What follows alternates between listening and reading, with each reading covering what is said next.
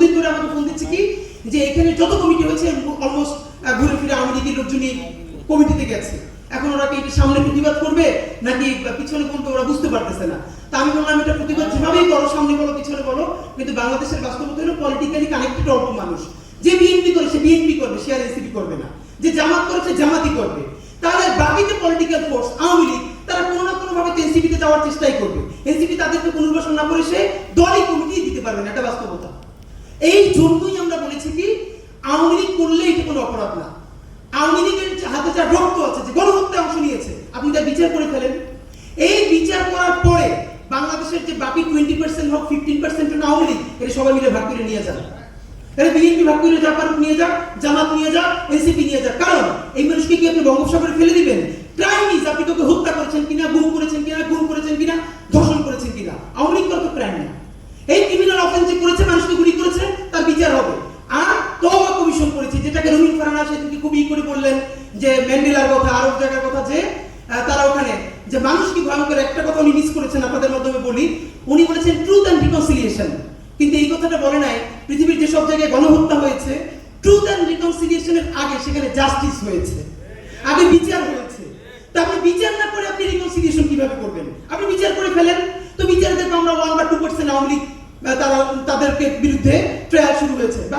বাকিদেরকে আমরা বলবো আপনারা তওবা কমিশনে তওবা করেন যে আপনারা বুঝেন না আপনাদেরকে দিয়ে এভাবে করানো হয়েছে। দেন সে তাকে বিএনপি নিয়ে যাক, জামাত নিয়ে যাক, আওয়ামী লীগ নিয়ে যাক, যার মনে চায় নিয়ে যাক, তাকেও তো নতুন ফোর্সে আমাদেরকে অংশগ্রহণ করতে হবে। দেখেন হিসাব খুব বরাবর।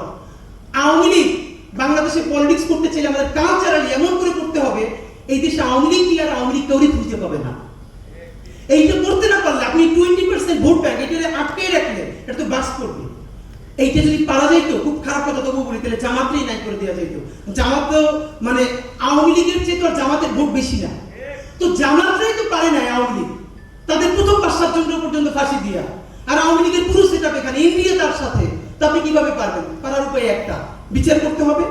এই বিচারের প্রথম পর্যায়ে এই মাসের মধ্যে জুলাই ঘোষণাপত্র আমাদেরকে যেমনি হোক আদায় করতে পারতে হবে।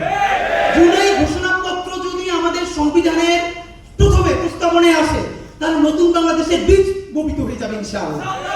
এরপরে জুলাই সনদ, নতুন রাষ্ট্র কোন কাঠামোতে চলবে, পার্লামেন্ট একপক্ষ হবে না দ্বিপক্ষ হবে, কত বছর একজন প্রধানমন্ত্রী থাকবে, এই প্রত্যেকটা প্যাটার্নে যখন জুলাই সনদ স্বাক্ষরিত হয়ে যাবে এইটা আমাদের দ্বিতীয় বিজয় হবে।